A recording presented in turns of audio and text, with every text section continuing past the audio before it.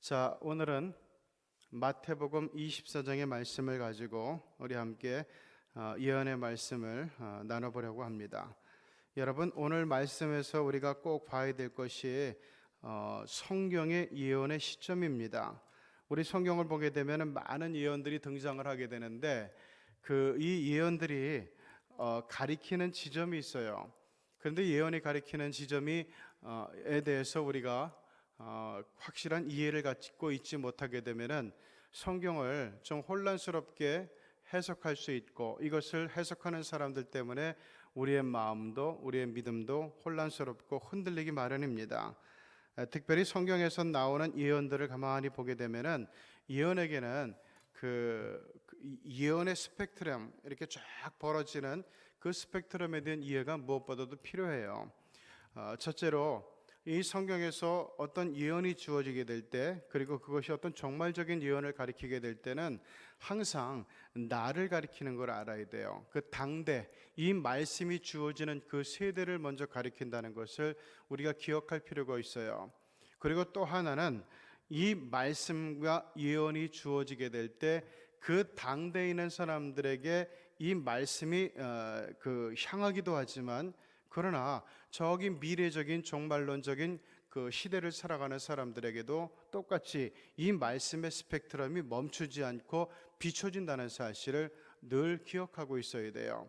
그래서 그 당대에 있는 사람들에게도 이 말씀이 들어가지만은 먼 미래를 살아가는 오늘날 우리와 같은 사람들에게도 이 말씀은 여전히 우리에게 유효하다, 이런 생각과 이런 인식과 이런 믿음이 꼭 필요하다는 그런 말씀입니다. 특별히 먼저 당대의 예언, 지금 이것은 1세기 당시에 예수님께서 제자들에게 하신 예언이었습니다. 자, 그런데 이때 제자들이 뭐라고 믿는가 하면 3절에서 주님의 임하심과 세상 끝에는 무슨 징조가 있겠습니까? 라고 하는 그 질문이 나와요. 이것은 우리도 궁금하잖아요. 종말이 되면 내가 그날을 좀 대비하고 싶은데, 알고 싶은데, 지금 최소한 지금 종말이 시작됐구나, 이거라도 알고 싶은데, 그러면 뭘 보고 그것을 알 수 있는가? 이것은 믿음을 갖고 있는 사람들이라면 누구나 궁금한 내용이란 말이죠. 제자들도 마찬가지예요. 그럼 그날이 왔다는 것을 어떻게 알 수 있죠? 이렇게 물었어요. 그러자 예수님께서 여러 가지를 대답하시면서 했던 말씀, 34절을 보게 되면은 아주 중요한 말씀이 하나 나와요. 34절에 보면은 내가 진실로 너희에게 말하노니 이 세대가 지나가기 전에 이 일들이, 내가 너희들에게 지금 예언한 일들이 다 일어나게 될 것이다 라고 예언하시는 장면이 나와요. 자, 요거를 볼 때 우리가 뭐를 기억해야 되는가 하면은, 이 말씀은 지금 이 사실을 묻고 있는 제자들에게 주시는 말씀이고, 이 제자들 당대에 해당되는 말씀이곤 하는 사실들을 우리는 깨달을 수가 있어요. 자, 그런데 요한계시록에도 마찬가지로 이 똑같은 그 시점이 두 가지로 갈라지게 돼요. 요한계시록은 우리가 알다시피 거기도 마찬가지로 이 서기 1세기 무렵이에요. 그 사도 요한이 살아있을 당시의 모습이니까 아마 그때 사도 요한이 그 파트모스 그 섬 위에서 기도하게 될 때, 거기는 로마 사람들의 큰 요새가 있는 곳이에요. 그러니까 요새화된 성벽 안에 요한이 갇혀 있었고, 그래도 요한은 그 안에서는 많이 자유로웠던 것 같아요. 그래서 그 요새화된 성벽 바로 밑에 있는 그 동굴, 거기까지 좀 나와가지고 기도하고, 또 거기서 요한계시록을 서술할 수도, 집필할 수도 있었으니까 다소 좀 자유로웠던 면이 있는 것 같은데, 그런데 그때 사도 요한이 거기서 요한계시록을 쓰고 하나님의 계시의 말씀을 받고 그럴 때 이 말씀이 내려오면서 이 바위가 갈라진 그 틈이 있어요. 그런데 거기서 그런 경험을 하게 될 때, 하늘이 열리고 말씀이 내려올 때 바위가 쪼개지고, 이런 것을 보면서 사도 요한은 뭘 느꼈을까요? 이게 세상의 종말이 지금 시작됐구나 하는 걸 사도 요한은 아마 생각을 했을 거예요. 그래서 그 당시를 살고 있는 그 소아시아의 지역에 있는 7교회, 사실 소아시아 지역에 있는 7교회에 이 편지를 보내는 거지만은 실상은 이 세상에 있는 모든 교회에게 보내는 그 예언의 말씀, 종말의 말씀이기도 했을 겁니다. 자, 그래서 그 당시에 사는 사람들은 이 말씀을 들으면서 아이고 이제 며칠 안 남았구나, 얼마 남지 않았구나, 내가 여기서 저희들의 위협에 지지 말고 박해에 꺾어지지 말고 이 믿음을 지키는 가운데서 이 천년의 왕국, 천년이라고 하는 것은 영원하다는 뜻인데 영원한 하나님의 왕국, 하나님의 나라의 기쁨에 참여하는 사람이 돼야지, 내가 하늘 백성 되는 영광을 얻어야지, 이런 생각을, 이런 판단을 분명히 하게 됐을 거예요. 자, 만약 그 당시에 살아가는 사람들, 여기 사람들을 품고 이 사람들에게 주는 위로, 이 사람들에게 주는 예언, 이 사람들에게 주는 소망, 이런 것이 없다면은 그때 정말 무시무시한 박해 때를 살아가는 1세기 초에 그리고 거의 3세기까지 이 로마에 살던, 로마 제국 내에서 살던 우리 그 믿음의 선배들이 그걸 어떻게 견뎠겠어요? 툭하면 잡아다가 죽이고, 잡아다가 십자가에 못 박고, 잡아다가 맹수에 밥으로 던져놓고 검투사들에게 죽게 하고 이러는데, 이 요한계시록 예언의 말씀이 이건 너희들에게 해당되는 거 아니야. 먼 미래에 이 세상이 갈라지고 하늘의 별들이 떨어지고 이렇게 종말이 오게 될 때 그때 주시는 예언의 말씀이야. 만약 이렇게 나왔다면은 그 당대에 있던 사람들은 요만큼의 소망도 없었을 거예요. 아마 그 믿음을 잡고, 이 믿음을 잡고 끝까지 견디자, 이런 고백, 이런 결단 자체가 어려웠을 거예요. 그래서 그 당시의 사람들은 이 예언의 말씀, 이 종말의 말씀은, 계시록의 말씀은 우리한테 주시는 말씀이다, 이렇게 생각했어요. 자, 마찬가지로 만약 이것이 그 당대에게만 또 해당되는 말씀이었다면 지금 오늘을 살아가는 21세기를 살아가는 우리 휴경교회 성도들은, 그러면은 당대에만 그 일이 해당되면은 아직 이루어지지 않은 예언들이 많이 있잖아요. 그렇죠? 예를 들어서 하늘의 별들이 떨어지고, 그리고 어두워지고, 그리고 전쟁이 일어나게 되고 수많은 일들이 일어나게 될 텐데, 그러면은 그건 아직 일어나지 않았잖아요. 그러면은 그 당대에 다 이루어졌으면 아직 이루어지지 않은 이 예언들은 뭐냐? 그리고 지금 이 그 종말의 때를 살아가고 있는 우리의 삶, 우리의 현실, 우리의 세대의 의미는 또 뭐냐? 이렇게 질문할 수가 있단 말이죠. 자, 어쨌든 중요한 것은 성경에서 얘기하는 요한계시록 성령의 예언, 또는 오늘 마태복음 24장에 나오는 예수님의 예언의 말씀은 이 당시 제자들도 품고 있고 오늘을 살아가는 우리들도 역시 품고 있다는 것, 그리고 하나님의 사랑의 스펙트럼이라고 하는 것은, 구원의 스펙트럼이라고 하는 것은 어느 한 군데 치우친 것이 아니라 전 세대에 있는 모든 하나님의 자녀들을 품고 이끌고 구원하고 있는 그 약속과 그 하나님의 신실하신 언약을 모두에게 제시해주고 있다는 것, 이것을 우리는 절대로 잊지 말아야 될 거예요. 자, 이게 이제 당대 예언의 모습인데, 오늘 말씀을 보면은 종말론적인 예언이 굉장히 많아요.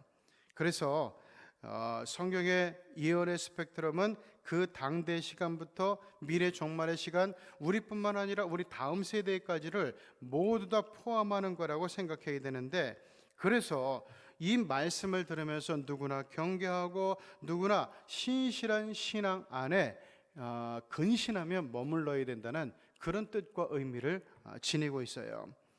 자, 그 4절의 말씀을 보면은, 자, 예수께서 대답하여 이르시되 사람의 미혹을 받지 않도록 주의하라. 그게 무슨 얘기인가 하면은, 많은 사람이 내 이름으로 와서 이르되 나는 그리스도로 하여 많은 사람을 미혹하게 될 것이다. 난리와 난리의 소문이 있겠고, 그리고 민족주의가 일어나서 민족끼리 부딪히고 나라와 나라끼리 대적하여 전쟁이 일어나겠고, 곳곳에 기근과 지진이 있을 것인데 이 모든 것이 이제 재난의 시작이 될 거라는 거예요. 자, 지금 이제 기상이변이 이전 세대와는, 과거와는 전혀 다른 양상으로 펼쳐지고 있죠.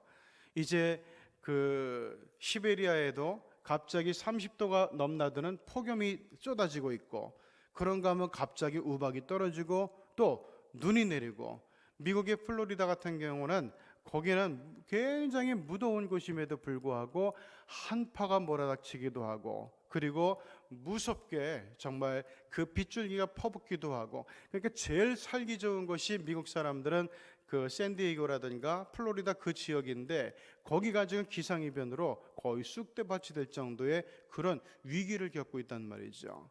뿐만 아니라 지금 우리나라는 뭐 남부 지방은 지금 물폭탄으로 어렵다고 하지만은 그래도 아직 누가 죽고 떠내려가고 실종되고 이런 사실은 없잖아요. 하지만 중국과 일본에서는 일본 같은 나라는 모든 그런 제도 자체가 잘 갖춰져 있음에도 불구하고 수십 명의 사람들이 사망하고 실종하고 떠내려가고, 중국에서는 몇백만의 이주민들이 생길 정도로 그렇게 기상이변 때문에, 홍수 때문에 많은 어려움을 겪고 있습니다. 이전에는 열대지방은 덥고, 그리고 저기 그 극에 가까운 지방은 굉장히 추운 곳으로 알려져 있지만은 이제는 그 불변의 공식이 완전히 깨지고 있는 그런 시대를 우리가 살아가고 있습니다. 그렇기 때문에 오늘 8절에 이 모든 것은 이제 재난의 시작일 뿐이라, 이렇게 하나님께서는 말씀을 하고 있어요. 자, 그러면서 그 9절부터 12절을 보면은, 그때 사람들이 너희를 환난에 넘겨 죽였으며 너희를 죽이리니 너희가 내 이름 때문에 모든 민족에게 미움을 받게 될 것이다. 이미 중국에서는 거의 모든 선교사들이 추방을 당했죠. 중국뿐만 아니라 이 공산당이 지배하는 곳, 사회주의가 지배하는 곳에서는 선교사들이 지금도 나가서 그곳 사람들에게 이야기를 할 수 없어요. 복음을 전할 수가 없어요. 그러면 당장 있던 모든 것 빼앗기고 추방하게 됩니다. 추방을 당하게 돼요. 그래서 그 현지 사람들을 통해서 그 사람들이 복음을 전하고 그 사람들이 전도하고, 이런 시스템으로 움직여지고 있는 그런 가운데 있습니다. 그런가 하면은 10절, 그때 많은 사람들이 실족하게 되어 서로 잡아주고 서로 미워하겠으며 거짓 선지자가 많이 일어나 많은 사람을 미혹하겠으며 불법이 성함으로 많은 사람의 사랑이 식어지게 될 것이다. 이게 점점 이것이 우리의 시대를 가리키고 있구나 하는 것들을 우리는 자신도 모르는 사이에 감지하게 되는 그런 말씀이죠. 자, 그런데 13절에 보면은 그러나 끝까지 견디는 자는 구원을 얻을 것이다, 이렇게 하나님께서는 말씀을 증거하고 있습니다. 옛날 요한계시록 때와 요한계시록을 우리가 이제 공부도 한 적이 있지만은, 요한계시록에서는 이렇게 얘기를 해요. 한 때와 두 때와 반 때, 그러니까 정확하게 얘기하면은 42달 3년 반, 이 시간이 자꾸만 등장을 해요. 7년 대환란이라는 말은 없어요. 성경에서는 이 3년 반 42달, 이것이 이제 뒤에 반복적으로 나오니까 합해가지고 7년 대환란, 이렇게 옛날에 세대주의자들이 만들어낸 말이지만은 7년 대환란이라는 말은 나오지 않아요.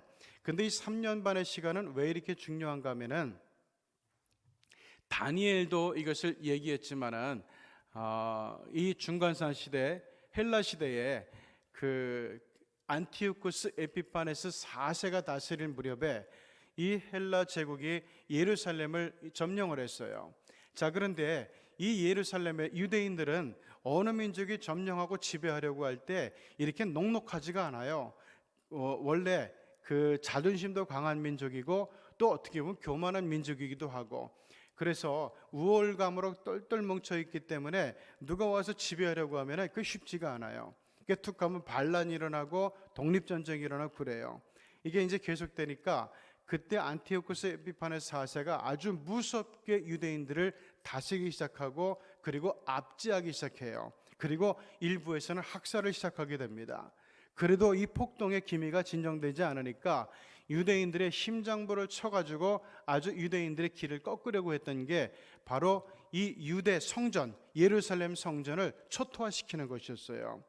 그래서 거기서 그 하나님의 언약궤가 있는 그쪽에다가 이방의 신을 세우고 거기 경배하게 하고 그 앞에서 제사를 드리게 하고, 그러면서 유대인들이 가장 혐오하던 제물이었던 그 돼지, 그것을 거의 2,000마리나 죽여서 거기서 제사를 드릴 정도로 유대인들이 이거를 보면서 아하, 이제 여호와의 영광이 여기를 떠났구나, 이렇게 체념하면서 포기하게 되는 그런 일이 일어났는데, 그때 안티오쿠스 에피파네스 4세가 유대를 그렇게 다스리던 때가 몇 년이었는가 하면은 42달의 기간이었다는 거예요. 정확히 3년 반. 그러니까 사도 요한이 얘기할 때 3년 반을 자꾸 언급하는 이유가 뭔가 하면은, 자, 우리에게 지금 다가오는 이 환란의 때가, 박해의 때가 결국에는 옛날에 우리 조상들이 겪었던 3년 반의 심한 시련과 박해의 기간일 뿐이다. 그때도 되게 오래될 것 같았지만 금방 지나갔듯이 지금 우리에게 펼쳐진 로마 제국의 박해도 결국은 3년 반의 짧은 기간에 불과하게 될 것이다. 그러나 우리가 이것을 견디고 끝까지 견디는 자는 천년의 왕국, 하나님께서 우리에게 믿는 자들에게 허락하시는 영원한 하늘의 왕국의 백성이 되고 하나님의 자녀가 될 것이다. 이 사실을 알려주는 거예요. 그러니까 그 당시 요한계시록을 받는 사람들이 어떻게 느꼈겠어요? 지금 박해가 이렇게 힘들고 극심하고 무섭지만은 이 3년 반의 기간만 잘 참으면은 그러면 내가 영원한 하늘 왕국의 백성이 되겠구나. 이 사실을 가지고 그 어렵고 힘든 때를 견디고 인내하고 참아낼 수 있었던 거예요. 오늘날도 마찬가지죠. 우리에게 주어지는 하나님의 나라의 영원한 약속이라고 하는 것은 내가 지금 인생을 살아가면서 이런 고난도 있고 이런 핍박도 있고 또 저런 박해도 받아요. 그렇지만은 이런 것들도 결국에는 3년 반에 불과했던 제한된 시간일 뿐이라는 거예요. 하나님께서 우리에게 베풀어 주실 영원한 하늘 왕국의 약속에 비하면은 우리가 인생을 살면서 겪게 되는 이 박해와 고난은 3년 반과 같은 제한되고 일시적이고 짧은 순간에 불과하다는 것. 그러니까 너희들 이 짧은 순간을 견디지 못하고 믿음을 버리고 영원한 멸망에 처하는 백성들이 되겠느냐, 아니면 이 심하고 견디기 어렵지만 3년 반이라는 제한적이고 일시적인 박해의 기간을 끝까지 견디고 천년, 즉 영원한 하나님의 왕국의 주역이 되겠느냐, 너희들이 지금 그 믿음을 가지고 선택하라고 이야기하고 있어요. 이것은 요한계시록 당시의 백성들도 그랬고 지금 예수님의 제자들도 그랬고 21세기를 살아가는 우리들도 똑같이 마음속에 결심하고 결단하고 선택해야 되는 아주 신앙의 중요한 문제입니다. 자, 그러면서 이제 예수님께서 아주 중요한 얘기를 해주셨어요. 자, 그럼 예수님께서 오실 때 여기선 인자의 오심이 어떤가 하는 것을 이야기하고 있는데 성경은 모든 부분에서 똑같아요. 그런데 이단들은 뭐라고 얘기를 하는가 하면은 예수님께서요 몰래 오시는 것만 강조해요. 예수님께서 그날은 도적같이 이를 것이다, 아무도 모르는 때에 예수님께서 몰래 오실 것이다, 이렇게 얘기해요. 그것만 강조를 하면서 그러니까 내가 지금 몰래 온, 살짝 온, 알지 못하는 사이에 온 바로 재림 예수다, 그리스도다, 이렇게 얘기하는 놈들이 있어요. 이게 이제 이단의 사이비 교주들의 공통적인 현상이에요. 자, 그런데 성경을 보면은 비밀 재림의 의미는 뭔가 하면은 그 날과 때가 언제인지 모른다는 게 비밀 재림의 의미예요. 사실 그렇잖아요. 예수님께서 언제 오실지는 제자들도 몰랐어요. 제자들이 예수님한테 예수님 그럼 언제예요 그날이? 예수님 언제 오세요? 그래서 예수님도 나도 그날과 때는 몰라, 오직 아버지만 아셔, 이렇게 얘기할 정도로 그것은 완전한 비밀 가운데 쌓여 있단 말이죠. 그러면 교주들의 말이 맞는가, 사이비들의 말이 맞는가? 아니에요. 거기 날과 때의 부분에 있어서는 비밀 재림인데 일단 예수님께서 오시는 그날에는 공개 재림이에요. 모든 사람들이, 모든 민족들이 다 알아볼 수 있을 만큼 예수님께서 하늘의 나팔소리와 더불어서 오신다고 성경은 얘기하고 있어요. 그래서 30절을 보게 되면은 예수님께서 오시는 장면이 30절에 나오는데 그때 인자의 징조가 하늘에서 보이겠고 그때 땅의 모든 족속들이 통곡하며 그들이 인자가 구름을 타고 능력과 큰 영광으로 오는 것을 보리라. 그가 큰 나팔 소리와 함께 천사들을 보내리니 그들이 그의 택하신 자들을 하늘 이 끝에서 저 끝까지 사방에서 모으리라 라고 말씀하고 있어요. 그러니까 그 날과 때는 비밀의 베일에 쌓여 있지만은 예수님께서 오시는 그 순간은 누구나가 알 수 있게, 믿는 자도 알 수 있고 믿지 않는 자도 알 수 있게 누구나 볼 수 있게 오신다는 거예요. 그래서 믿지 않는 자들은 그날 아이쿠 내가 왜 이 믿음을 갖지 않고 있다가 망하게 되었는가 하면서 통곡하게 될 것이고, 믿는 자들은 두 손을 하늘 높이 들고 우리를 부르시는 우리 하나님의 부르심에 응답하며 달려가게 될 거라는 것, 이것을 성경은 얘기하고 있어요. 그래서 두 사람이 함께 맷돌을 갈다가 한 사람은 가고 한 사람만 남고, 그리고 밭에서 그 소를 갖고 쟁기질을 하다가 한 사람은 가고 한 사람은 남는 그런 일이 그날에 있게 될 거라는 것을 성경은 이야기를 하고 있습니다. 그래서 이 마지막 날에 대해서는 저도 모르고 여러분도 모르고 천사도 모르고 아무도 모르죠. 그런데 이 세상의 마지막 날이 어떻게 될 것인가, 이것은 사실은 우리가 너무 관심 가질 필요는 없어요. 우리에게 중요한 것은요, 세상 전체의 종말이 아니라 내 개인의 종말이에요. 하나님께서 나를 부르시는 날이, 하나님께서 나를 천국에 초청하는 날이 언제일지 아무도 몰라요. 그렇잖아요. 우리의 믿음의 시험 기간은 그때까지예요. 하나님께서 우리가 그 무덤 속에 누워가지고 영면에 들면서 그 시간까지를 보고 우리를 평가하시는 게 아니라, 우리가 살아있으면서 우리가 어떻게 하나님의 일을 하고 어떻게 믿음 생활하고 하나님께 어떻게 영광을 돌리고 어떻게 헌신하고 어떻게 충성하고 어떻게 순종하고 요구를 보시면서 우리의 신앙을 하실 것이기 때문에 중요한 것은 우리의 인생의 날 동안 우리가 가진 믿음이에요. 그리고 나의 개인적인 죽음의 순간이 언제 오게 될지 그것도 모르기 때문에 이 날을 대비하면서, 이 날을 준비하면서 신실한 믿음으로, 충성하는 믿음으로, 말씀에 순종하는 자세로 우리가 신앙생활을 해야 된다는 것, 이것이 가장 중요하다는 것을 오늘 말씀을 통해서 다시 한번 깨닫고 우리 하나님 앞에 나아가는 저와 여러분이 되시기를 바랍니다. 기도합니다. 하나님 아버지, 믿음 생활하면서 항상 이 종말의 시간, 종말의 예언, 종말의 때를 기억할 수 있게 해 주시옵소서. 그래서 사도 베드로가 말씀한 것 같이 너희가 나그네로 있을 때를 두려움으로 지내라고 했던 그 의미를 우리가 정확하게 알고 지나갈 수 있게 하여 주시옵소서. 세상에 정말 그날이 언제일지 모르고 그날이 참 중요하다는 것 알고 있지만, 그러나 그 세상의 종말이 오기 전에 나의 개인적인 종말의 날이 먼저 오게 될 겁니다. 하나님, 우리 개개인에게 있어서는 세상의 종말보다 개개인의 종말이 정말로 중요한 시간인데, 그 시간을 하나님, 나한테는 오지 않는다, 나는 무관하다, 나는 상관이 없다, 이렇게 어리석게 생각하지 말고 믿음 없는 사람처럼 여기지 말고, 하나님, 그날이 내일이 될지도 모르고 오늘 저녁이 될지도 모르는데 시간 때마다 시간마다 순간마다 하나님 말씀 안에 거할 수 있는 신실한 믿음 안에 거할 수 있는 우리 모든 백성들이 되게 하여 주시고, 특별히 우리 새벽의 성도들에게 인쳐 주시옵소서. 예수님의 이름으로 기도드리옵나이다. 아멘.